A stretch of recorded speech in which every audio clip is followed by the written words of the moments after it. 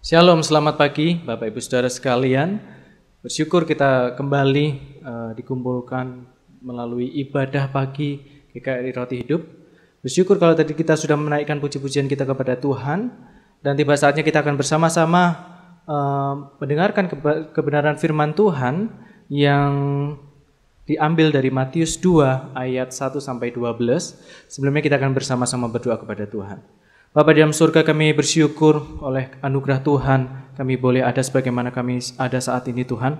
Kami bersyukur kami boleh diberikan kesempatan kami beribadah kepada Tuhan. Dan juga sebentar akan kami mendengarkan firman Tuhan. Kami mau buka hati pikiran kami, biarlah firman-Mu sendiri yang berbicara dan mengubahkan paradigma kami, mengubahkan hati kami, memurnikan hati kami, mengubahkan cara hidup kami, biarlah hidup kami senantiasa berkenan kepada Tuhan.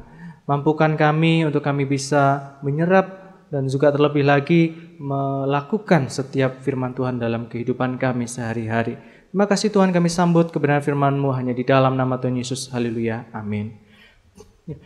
Judul khotbah pada pagi hari ini, Minggu Advent yang kedua, adalah teladan orang Majus, diambil dari Matius 2 ayat 1-12. Kita akan baca ayatnya, cukup panjang. Sesudah Yesus dilahirkan di Betlehem di tanah Yudea pada zaman Raja Herodes, datanglah orang-orang Majus dari timur ke Yerusalem dan bertanya-tanya, "Di manakah dia, raja orang Yahudi yang baru dilahirkan itu? Kami telah melihat bintangnya di timur dan kami datang untuk menyembah dia." Ketika Raja Herodes mendengar hal itu, terkejutlah ia beserta seluruh Yerusalem. Maka dikumpulkannya semua imam kepala dan ahli Taurat bangsa Yahudi, lalu dimintanya keterangan dari mereka, di mana Mesias akan dilahirkan. Ayat yang ke-5 sampai yang ke-7. Mereka berkata kepadanya, "Di Betlehem di tanah Yudea, karena demikianlah ada tertulis dalam kitab Nabi. Dan engkau Betlehem tanah Yehuda, engkau sekali-kali bukanlah yang terkecil di antara mereka yang memerintah Yehuda. Karena daripadamulah akan bangkit seorang pemimpin yang akan menggembalakan umatku Israel." Lalu dengan diam-diam Herodes memanggil orang-orang Majus itu dan dengan teliti bertanya kepada mereka, bila mana bintang itu tampak. Kemudian ia menyuruh mereka ke Betlehem, katanya, "Pergi dan selidikilah dengan seksama hal-hal mengenai anak itu, dan segera sesudah kamu menemukan dia, kabarkanlah kepadaku, supaya aku pun datang menyembah dia." Setelah mendengar kata-kata raja itu, berangkatlah mereka, dan lihatlah bintang yang mereka lihat di timur itu mendahului mereka hingga tiba dan berhenti di atas tempat di mana anak itu berada. Ketika mereka melihat bintang itu, sangat bersukacitalah mereka. Ayat yang ke-11 sampai 12. Maka masuklah mereka ke dalam rumah itu dan melihat anak itu bersama Maria ibunya, lalu sujud menyembah dia. Mereka pun membuka tempat harta bendanya dan mempersembahkan persembahan kepadanya, yaitu emas, kemenyan, dan mur. Dan karena diperingatkan dalam mimpi supaya jangan kembali kepada Herodes, maka pulanglah mereka ke negerinya melalui jalan lain. Catatan tentang kisah kelahiran Yesus berbeda sudut pandang dalam Injil Matius dan juga Injil Lukas. Ya. Kalau di dalam Injil Lukas dikisahkan secara detail sesaat ketika Yesus lahir dengan adanya pemberitaan malaikat kepada para gembala.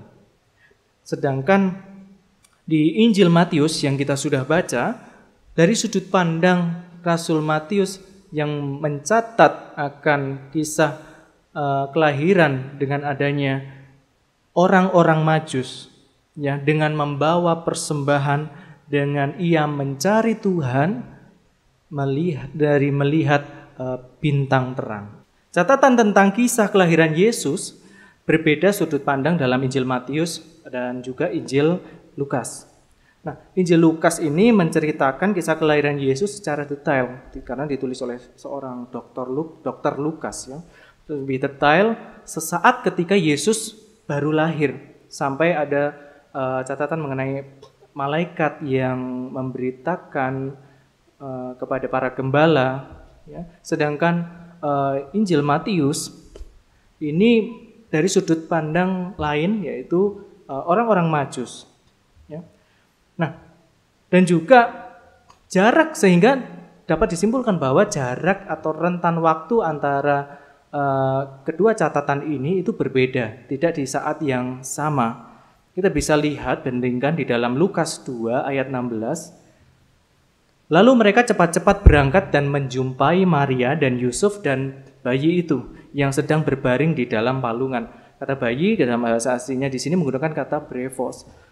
Sedangkan di dalam Matius 2 ayat 11a yang kita sudah baca, maka masuklah mereka ini adalah orang-orang Majus, ke dalam rumah itu dan melihat anak, atau dalam bahasa aslinya paidion, itu bersama Maria. Nah, beberapa istilah kelompok usia bayi sampai dengan anak kecil dalam bahasa Yunani seperti demikian. Brevos itu bayi yang masih di dalam rahim atau baru dilahirkan, atau bayi yang baru disusui. Nah, catatan Lukas, Injil Lukas itu brevos, sehingga para gembala datang itu ketika bayi Yesus baru saja lahir. Nah, kemudian ada di atasnya lagi nepios, sedikit di atas brevos, tetapi di bawah usia 1 tahun. Kemudian ada lagi pais, itu istilah anak kecil secara umum antara 1 hingga 14 tahun. Kemudian paidion yang tadi dicatat di dalam Injil Matius, itu berasal dari kata pais juga dengan makna yang sama. Sehingga orang Majus ini bertemu dengan Yesus itu tidak di dalam kondisi Yesus baru lahir, tetapi di usia di atas 1 tahun. Nah, itu jadi kelompok usia ini juga kita kalau di Indonesia juga sama ya, ada bayi, ada usia bayi yaitu usia 0 sampai dengan kurang dari 1 tahun ya, hampir sama. Kemudian balita usia 1 sampai dengan 5 tahun. Kemudian anak-anak usia 5 sampai 11 tahun. Nah, jadi berbeda waktu antara catatan kisah kelahiran Yesus di Matius 2 dan juga Lukas, itu berbeda waktu. Sehingga ketika ada visualisasi kisah kelahiran Yesus di palungan dengan adanya orang-orang Majus itu tidak tepat ya. Karena palungan itu adalah ketika Yesus baru lahir di atas palungan. Nah, palungan merupakan tempat makan hewan. Nah, tempat makan hewan ini berarti ada di dalam kandang ya. Nah, kandang ini kalau rumah-rumah di masa rumah-rumah orang-orang Bethlehem di masa abad 1 ketika zaman Yesus itu dibangun di lereng-lereng Bukit Kapur. Lantai atas itu sebagai tempat tinggal, sedangkan yang lantai bawah itu sebagai kandang hewan ya. Atau kalau zaman sekarang, zaman modern ini, lantai bawah, lantai dasar itu sebagai garasi. Kemudian tempat tinggal itu ada di atas ya. Nah, gambarannya seperti ini.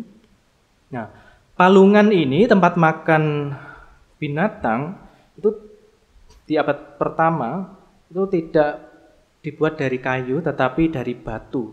Nah, sebelahnya ini gambaran rumah atau struktur rumah dari orang-orang di Bethlehem ketika zaman Yesus lahir. Sehingga karena dibangun di lereng, karena kan bertingkat begitu ya. Nah, dibuatlah struktur lantai bawah itu sebagai kandang hewan, sehingga ada palungan di situ. Kemudian lantai atasnya adalah tempat tinggal. Nah, di sini membuktikan bahwa orang Majus datang itu tidak di kandang, ya, karena berbeda waktu. Sedangkan Injil Lukas betul ada di kandang, dia melihat ada palungan, di dalam palungan ada bayi Yesus. Tetapi di catatan Injil Matius ini tidak dikatakan di atas palungan, ya, tetapi dan juga tidak dikatakan bayi, tetapi anak. Ya, jadi ini sebagai gambaran saja palungan dan juga struktur rumah orang-orang di Bethlehem di masa itu. Nah, kemudian siapa orang Majus itu yang mana kita mau belajar? Ada hal teladan apa yang kita bisa ambil dan kita bisa maknai di dalam masa menjelang Natal. Nah, siapa orang Majus itu? Dalam bahasa Indonesia sehari-hari, Yesus dilahirkan di kota Bethlehem di negeri Yudea pada masa pemerintahan Raja Herodes. Pada waktu itu beberapa ahli ilmu bintang dari timur datang ke Yerusalem. Nah, orang Majus ini salah satu suku orang Medi, ya, Persia, yang merupakan golongan imam dan kaum terpelajar dan dianggap memiliki keahlian berupa pemahaman supernatural akan peristiwa-peristiwa di masa depan yang diperoleh dengan mempelajari buku-buku dan mengamati bintang-bintang atau ilmu perbintangan. Nah, jadi orang Majus yang dicatat di dalam Matius 2 ayat 1 ini adalah orang yang ahli akan ilmu perbintangan. Karena dikatakan di ayat 1 Matius pasal 2, pada waktu itu beberapa ahli ilmu bintang datang ke Yerusalem untuk menyembah Yesus. Nah, ada dua istilah dalam ilmu perbintangan. Ada dua istilah. Yang pertama ada istilah astrologi. Astrologi itu mempelajari bintang secara mistis dalam kaitannya dengan nasib manusia. Atau pada umumnya atau di masa modern ini kita sebut sebagai zodiak, ya. Ada Aries, ada Scorpion, ada macam-macam. Nah, itu sebagian orang juga mempercayai itu. Nah, itulah astrologi, mempelajari bintang secara mistis.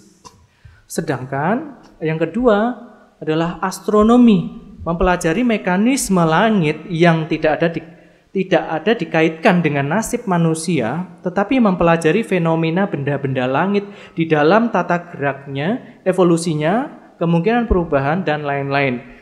Jadi beda antara astrologi dan astronomi. Kalau astrologi itu bersifat mistis, tapi kalau astronomi ini ilmu pengetahuan, ya, dapat dibuktikan secara ilmiah. Nah, dapat disimpulkan bahwa astronomi menggunakan metode ilmiah, sedangkan astrologi tidak. Nah, ini menunjukkan bahwa Alkitab tidak menentang ilmu pengetahuan. Justru manusia diberi hikmat Tuhan dalam hal pengetahuan yang mana ujungnya adalah menunjukkan kemuliaan Tuhan. Jadi ilmu pengetahuan yang dihasilkan akan pengetahuan-pengetahuan manusia itu menunjukkan akan kemuliaan Tuhan. Setelah orang Majus mengamati bintang yang tidak biasa itu, mereka menarik kesimpulan bahwa ada raja orang Yahudi dilahirkan. Jadi ilmu pengetahuan yang mereka miliki mengarah pada Yesus.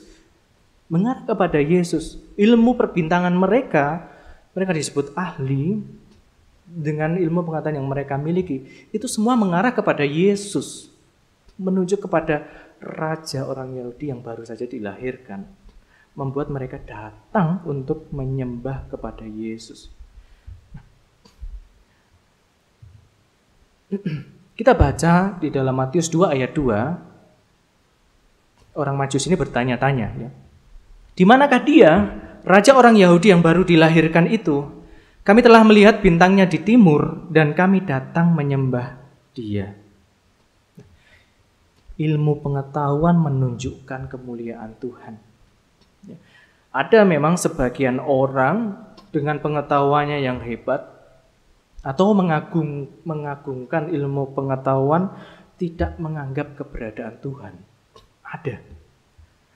Dan ironinya banyak sekali anak muda Kristen yang terperangkap dengan kondisi seperti ini. Dengan pengetahuan yang mereka miliki, dia mengagungkan ilmu pengetahuan, logis, rasio mereka, sehingga mereka meragukan akan keberadaan Tuhan. Ya.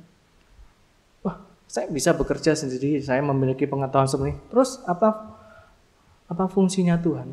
Apakah Tuhan itu ada? Saya bekerja, saya sekolah, dengan pengetahuan saya pinter. Ironinya banyak sekali anak-anak muda Kristen terperangkap dalam kondisi seperti ini.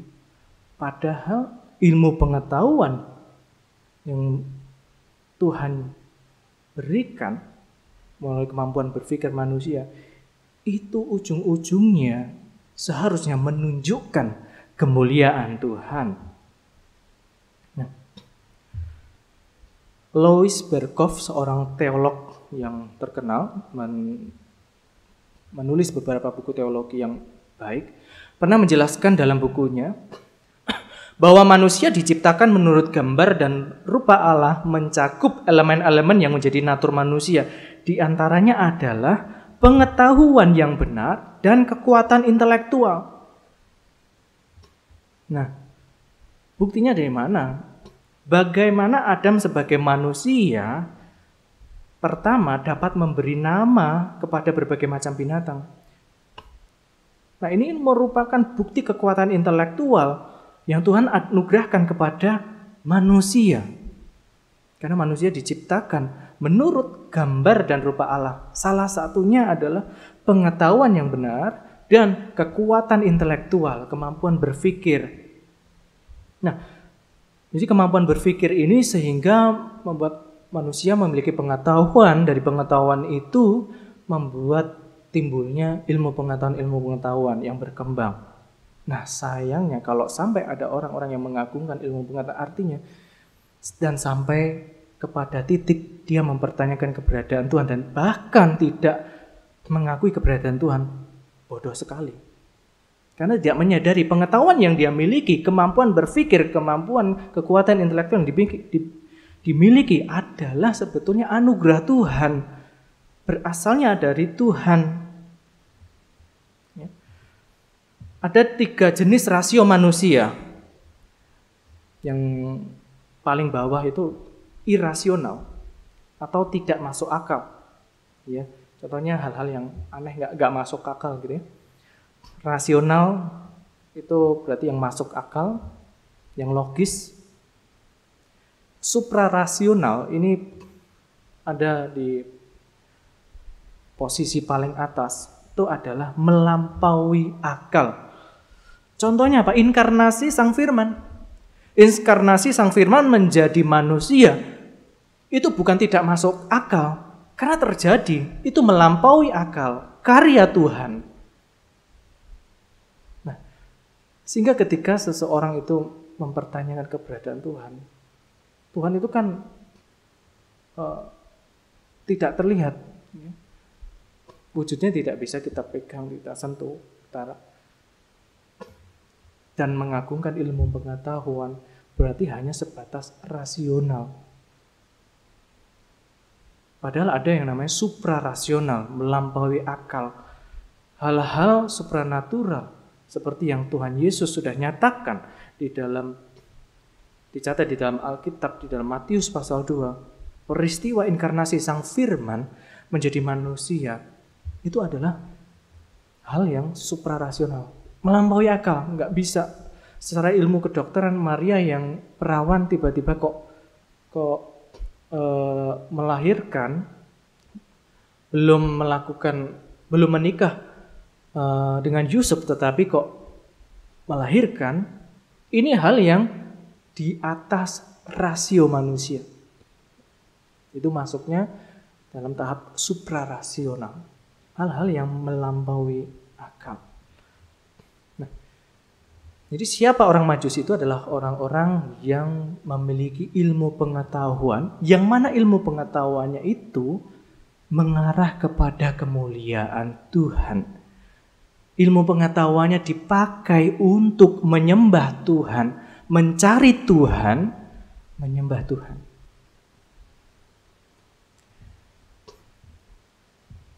Yang kedua, mengapa orang Majus itu mengikuti bintang terang?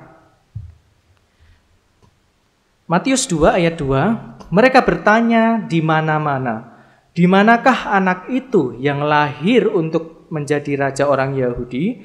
Kami melihat bintangnya terbit di sebelah timur dan kami datang untuk menyembah dia. Bagi orang Majus, bintang terang yang muncul di atas tanah Yudea ini merupakan bintang yang tidak biasa. Dengan ilmu perbintangan mereka, pengetahuan yang mereka miliki, bintang-bintang di tata surya itu selalu berjalan menurut jalur-jalur yang sudah tetap. Sehingga ketika tiba-tiba ada bintang terang yang muncul di luar dari tatanan surya, jalur tatanan bintang-bintang yang tetap itu, berarti ada sesuatu fenomena yang tidak biasa, ya, yang menunjukkan bahwa sesuatu telah terjadi. Dan hasil dari penelitian-penelitian mereka, literasi-literasi yang mereka lakukan dengan membaca berbagai macam literatur, nubuatan-nubuat yang ada, menunjuk atau menyimpulkan pada kelahiran raja orang Yahudi. Ya.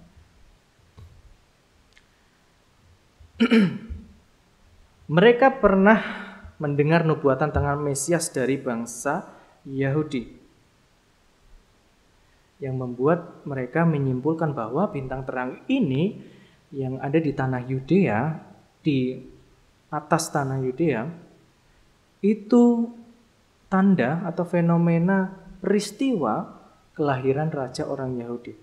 Nah, kemungkinan mereka dapatkan sejak dari Babel, ya, yang mana Babel itu telah dikalahkan oleh Media Persia. Nah, sebelumnya bangsa Yahudi itu ada di dalam pembuangan di Babel. Dan di sana ada satu tokoh orang Yahudi yang sangat berpengaruh di pemerintahan, di politik Babel, yaitu adalah Daniel. Nah, dari sinilah mereka mengetahui nubuatan-nubuatan dari kebudayaan bangsa Yahudi tentang kedatangan atau Mesias atau raja orang Yahudi. Nah, dari sinilah pengetahuan inilah yang membuat orang-orang Majus menyimpulkan bahwa terang itu adalah terang di mana raja Yahudi yang sudah dinubuatkan itu lahir, sehingga ia mengikuti bintang terang itu. Nah, tetapi mengapa justru orang Majus yang bukan orang Yahudi itu, ya, karena berasal dari salah satu suku Media Persia, ya, mengetahui kelahiran Yesus Kristus Sang Mesias? Kenapa bukan orang-orang Yahudi yang ada di tanah Yudea itu sendiri saat itu yang mengetahui kelahiran Yesus Kristus sebagai Mesias? Kok justru orang Majus yang bukan orang Yahudi yang datang mengikuti tanda bintang terang itu untuk menyembah Yesus, Sang Raja di atas segala raja? Mengapa?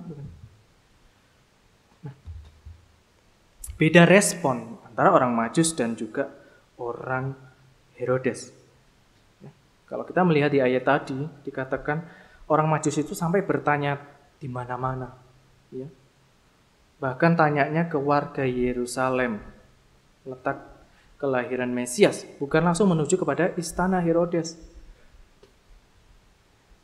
Nah, ini menunjukkan dorongan hati orang Majus yang ingin menjumpai raja yang telah lahir itu, yaitu bayi Yesus, Sang Mesias. Nah, sedangkan respon Herodes berbeda. Ya. Berbeda dengan Herodes yang sebenarnya memiliki banyak potensi untuk dapat mengetahui kelahiran Yesus, seperti halnya ia memiliki banyak sekali ahli tafsir kitab, ya, yang memiliki banyak sekali jaringan, memiliki kekuasaan maksudnya, memiliki jaringan politik dan lain sebagainya, memiliki kekuatan militer, tetapi justru tidak mengetahui kelahiran Yesus Kristus Sang Mesias.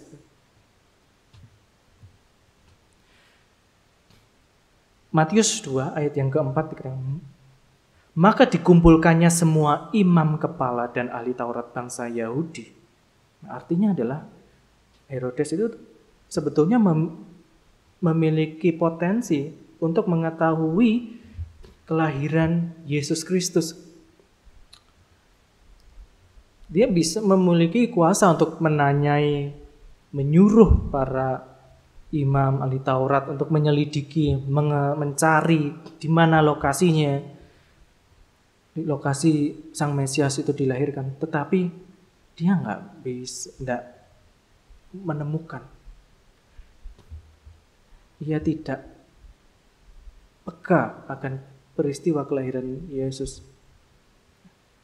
Herodes tidak pernah dapat kesempatan berjumpa dengan Yesus karena hatinya tidak terarah kepada Mesias yang telah dinubuatkan. Hatinya dipenuhi dengan iri dengki, kesombongan dan keserakahan. Itulah penyebab kenapa Herodes nggak tahu. Warga Yerusalem tidak tahu akan peristiwa kelahiran Yesus Kristus. Matius 2 ayat yang ketiga. Catat. Ketika Raja Herodes mendengar hal itu, terkejutlah ia beserta seluruh Yerusalem. Nah, terkejut ini terjemahannya kurang tepat. Nah, di dalam terjemahan bahasa Inggris dikatakan he was troubled. Itu artinya terganggu. Raja Herodes dan seluruh Yerusalem terganggu dengan kabar itu. Kabar yang dibawa oleh orang-orang Majus mengenai lahirnya raja orang Yahudi atau Sang Mesias yang sudah dinubuatkan. Bahkan saking terganggunya, Herodes ini memiliki rencana yang licik dan jahat untuk membunuh Yesus dengan meminta orang Majus itu memberitahukan. Setelah orang Majus itu disuruh mencari, kalau ketemu, datang ya, untuk kasih tahu lokasinya, supaya dia datang menyembah. Sebetulnya itu hanya strategi licik Herodes untuk dapat membunuh Yesus. Tetapi Tuhan menuntun orang Majus supaya tidak kembali kepada Herodes. Akhirnya Herodes tidak pernah bertemu dengan Yesus, Sang Mesias itu. Karena hatinya tidak terarah kepada Yesus, tidak terarah dengan Mesias. Tetapi hatinya dipenuhi dengan iri dengki, kesombongan dan juga keserakahan. Matius 2 ayat 12 dikatakan, dan karena diperingatkan dalam mimpi supaya jangan kembali kepada Herodes, maka pulanglah mereka ke negerinya melalui jalan lain. Perjumpaan dengan Tuhan diperlukan hati yang terarah kepada Tuhan. Kalau hati kita tidak terarah kepada Tuhan, kita tidak bisa berjumpa dengan Tuhan secara pribadi. Maka berjumpa dengan Tuhan itu diperlukan hati yang terarah kepada Tuhan, seperti orang-orang Majus terarah kepada tanda bintang terang itu, sehingga dia terarah, dia tahu Mesias yang dinubuatkan itu setelah lahir Yerusalem. Dia mau datang menyembahnya. Itu menunjukkan respon hati yang terarah kepada Mesias. Sehingga Tuhan terus tuntun tuntun orang-orang Majus ini untuk bertemu dengan Yesus, Sang Mesias itu. Dan diberikan kesempatan untuk datang menyembah. Tetapi Herodes karena hatinya tidak terarah kepada Mesias, sedangkan hatinya hanya terarah kepada hal duniawi tentang dirinya sendiri, maka tidak pernah Herodes itu diberikan kesempatan bertemu dengan raja di atas segala raja, yaitu Mesias, Juru Selamat yang hidup. Banyak orang yang terdekat tetapi tidak memiliki kepedulian sehingga jauh dari tujuan. Matius 8 ayat 11 sampai 12 dicatat, "Aku berkata kepadamu, banyak orang akan datang dari timur dan barat dan duduk makan bersama-sama dengan Abraham, Ishak dan Yakub di dalam kerajaan sorga." Bapak Ibu yang membacakan, sedangkan anak-anak kerajaan itu akan dicampakkan ke dalam kegelapan yang paling gelap. Di sanalah akan terdapat ratap dan kertak gigi. Banyak orang yang sepertinya terdekat tetapi tidak memiliki kepedulian, maka sebenarnya jauh daripada tujuan.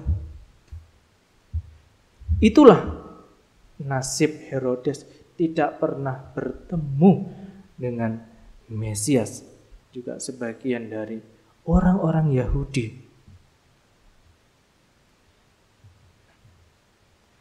Apa makna persembahan orang Majus?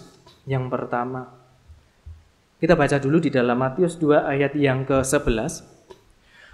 "Maka masuklah mereka ke dalam rumah itu dan melihat anak itu bersama Maria ibunya, lalu sujud menyembah dia. Mereka pun membuka tempat harta bendanya dan mempersembahkan persembahan kepadanya, yaitu emas, kemenyan, dan mur." Persembahan-persembahan yang dibawa orang-orang Majus ini menjadi gambaran yang tepat bagi pelayanan Yesus di dunia. 3 persembahan yang dibawa oleh orang-orang Majus ini, yaitu emas, kemenyan, dan mur, ternyata menjadi gambaran akan pelayanan Yesus di dunia. Yang pertama, mereka membawa emas. Emas ini merupakan logam mulia yang cocok sebagai persembahan kepada raja. Nah, tetapi raja di sini, Yesus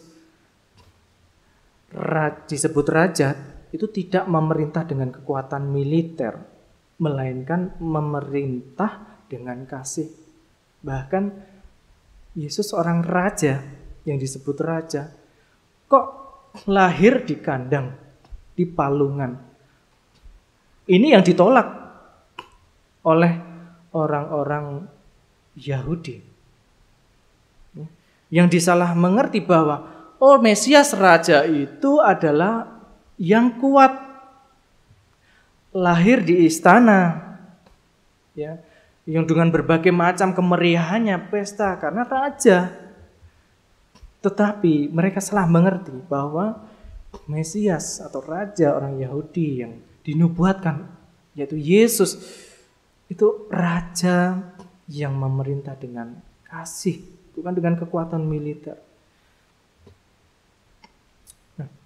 Bukan dengan maksud untuk membebaskan bangsa Yahudi dari penjajahan pemerintahan Roma. Sehingga salah paham orang-orang Yahudi ini, ahli-ahli Taurat, imam, orang-orang Farisi, di dalam menerjemahkan atau menafsirkan nubuatan tentang kelahiran Mesias. Maka karena hati yang tidak condong kepada Yesus, hati yang salah dalam memaknai nubuatan itu, membuat mereka menolak Yesus. Sehingga ketika mendengar kabar dari orang Majus tentang kelahiran Yesus, dia tidak memiliki sukacita, malah ingin membunuh Yesus. Yesus datang ke dunia bukan menjadi raja orang Yahudi, tetapi raja di atas segala raja bagi semua umat manusia. Kerajaan yang dibawa oleh Yesus bukanlah kerajaan manusia yang bersifat fana, tetapi Yesus datang membawa kerajaan Allah yang bersifat rohani, yang bernilai kekal. Sehingga persembahan emas ini menggambarkan bahwa Yesus adalah raja segala raja yang akan memimpin hidup kita, yang membawa kita kepada damai sejahtera Allah. Pimpinan Tuhan bukan berarti Tuhan akan membawa kita dalam kenyamanan, gitu ya. Seperti yang salah mengerti oleh sebagian ahli-ahli Taurat dan orang Farisi bahwa Mesias sang raja itu akan membebaskan bangsa Yahudi dari perbudakan, dari penjajahan pemerintahan Roma. Bukan, tetapi Yesus datang dengan kasih memimpin umatnya, memimpin hidup umatnya, membawa kepada kehendak Tuhan, membawa damai sejahtera. Ketika Tuhan memimpin,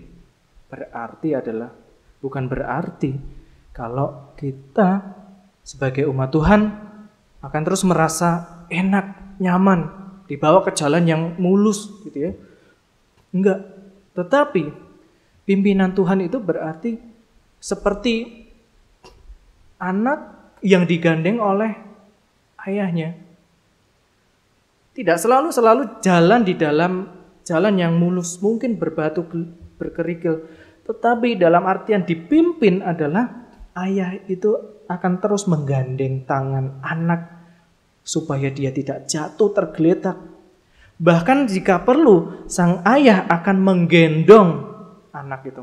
Nah, itulah arti pimpinan Tuhan. Meskipun kita mungkin melalui jalan yang sulit, tetapi Tuhan menopang, menolong, melindungi. Itulah pimpinan Tuhan, sang raja di atas segala raja.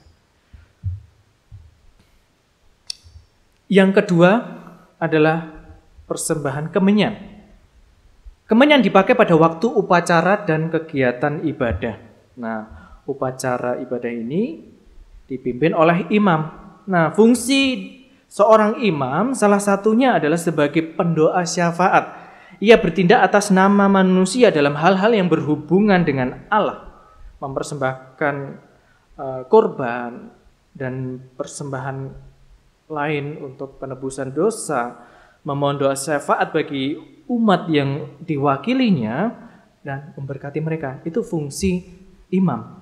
Nah, kita memiliki imam besar yang agung, yaitu Yesus Kristus sebagai juru syafaat kita. Kita baca ayatnya di Ibrani 4 ayat 14. Karena kita sekarang mempunyai imam besar agung yang telah melintasi semua langit, Bapak Ibu bacakan, yaitu Yesus anak Allah. Baiklah kita teguh berpegang pada pengakuan iman kita. Nah, Yesus Kristus yang lahir ke dunia itu adalah imam besar yang agung sebagai juru syafaat kita. Kita kembali baca di dalam Yohanes 17 ayat yang ke-9 ayat 12 sampai dengan 12. Aku berdoa untuk mereka, bukan untuk dunia aku berdoa, tetapi untuk mereka yang telah Engkau berikan kepadaku, sebab mereka adalah milikmu dan segala milikku adalah milikmu dan milikmu adalah milikku, dan aku telah dipermuliakan di dalam mereka, dan aku tidak ada lagi di dalam dunia, tetapi mereka masih ada di dalam dunia, dan aku datang kepadamu. Ya Bapa yang kudus, peliharalah mereka dalam namamu, yaitu namamu yang telah Engkau berikan kepadaku, supaya mereka menjadi satu sama seperti kita. Selama aku bersama mereka, aku memelihara mereka dalam namamu, yaitu namamu yang telah Engkau berikan kepadaku. Aku telah menjaga mereka, dan tidak ada seorang pun dari mereka yang binasa, selain daripada dia yang telah ditentukan untuk binasa, supaya genaplah yang tertulis dalam kitab suci. Yesus sang imam agung, imam besar agung, menjadi juru syafaat bagi kita. Beliau berdoa, beliau memohon kepada Allah. Bukan sebaliknya, bukan kita mendoakan Tuhan Yesus, tetapi justru Yesus yang membela kita, menjadi juru syafaat bagi kita. Puji Tuhan.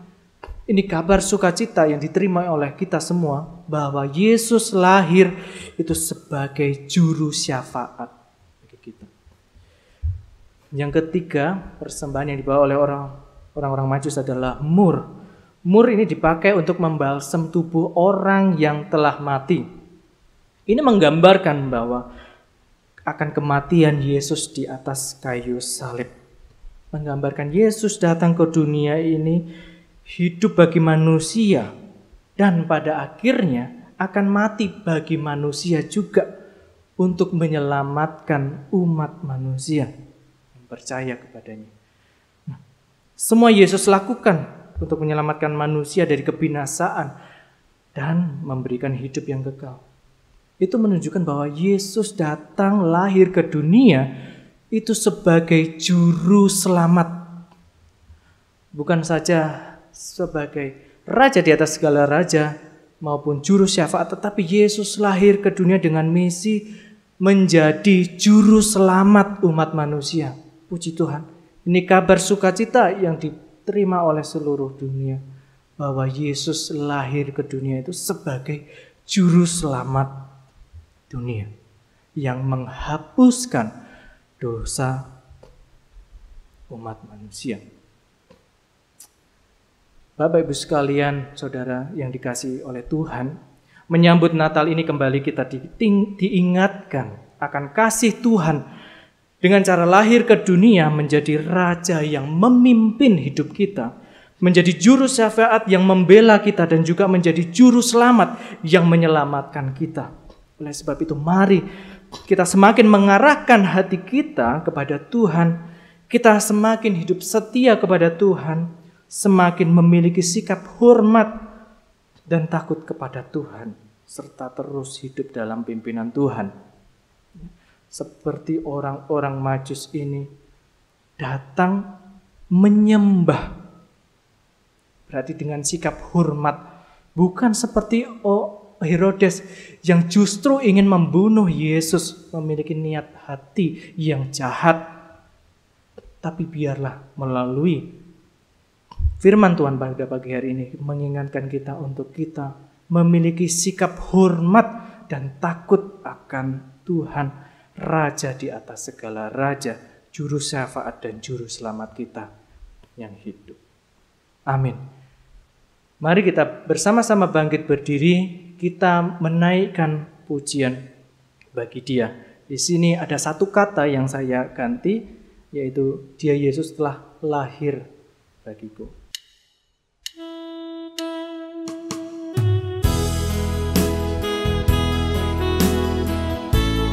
Mari kita naikkan pujian ini dengan sikap hati hormat akan Tuhan, Raja di atas segala, juru syafaat dan juru selamat kita ya. Dia Yesus telah lahir bagiku. Dia Yesus telah lahir bagiku. Dia Tuhan selamatkan jiwaku. Bagi Dia pujianku tak dapat ku balas kasih-Nya. Dia angkatku jadi anak-Nya, beri damai di dalam hidupku. Bagi Dia sembahku, hanya Dia segalanya bagiku. Angkat tangan bagi Dia segala pujian, hormat serta syukur kekal selamanya. Bagi Dia segala pujian, hormat serta syukur selama-lamanya. Bagi Dia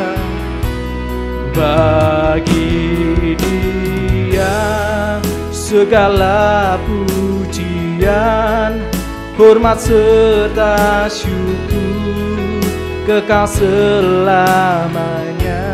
Bagi Dia segala pujian, hormat serta syukur selama-lamanya.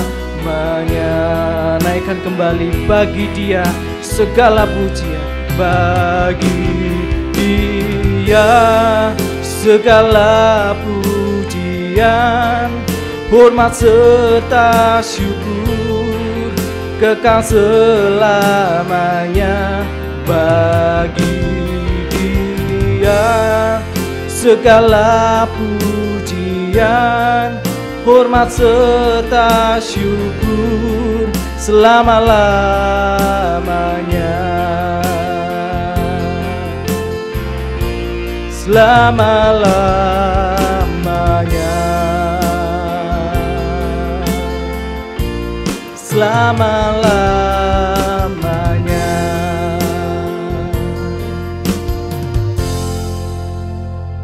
Terima kasih Tuhan, karena kasih-Mu bagi kami. Engkau Sang Firman rela untuk turun ke dunia, mengambil rupa sebagai manusia dan lahir di kandang yang hina untuk misi menyelamatkan kami, memberikan kami hidup yang kekal, membawa terang dunia bagi kami. Kami bersyukur Tuhan akan berita Natal yang sama-sama kami sudah dengarkan melalui kebenaran firman Tuhan pada pagi hari ini. Biarlah kami memiliki sikap hati yang hormat kepada Tuhan, rasa syukur kepada Tuhan, karena Yesus Sang Raja di atas segala raja, Sang Juru Syafaat manusia dan Juru Selamat manusia, telah lahir ke dunia 2000 tahun yang lalu. Biarlah kami memiliki semangat untuk memberitakan kabar sukacita ini bagi banyak orang, sehingga banyak orang boleh melihat kasih Tuhan, karya Tuhan yang begitu luar biasa, yang mengasihi umat manusia dan boleh diselamatkan. Terima kasih Tuhan. Hamba-Mu berhenti berbicara, tetapi kiranya Roh Kudus terus berbicara akan di dalam setiap hati umat Tuhan untuk memberikan kemampuan melakukan akan kebenaran firman Tuhan. Terima kasih Tuhan, hanya di dalam nama Tuhan Yesus. Amin.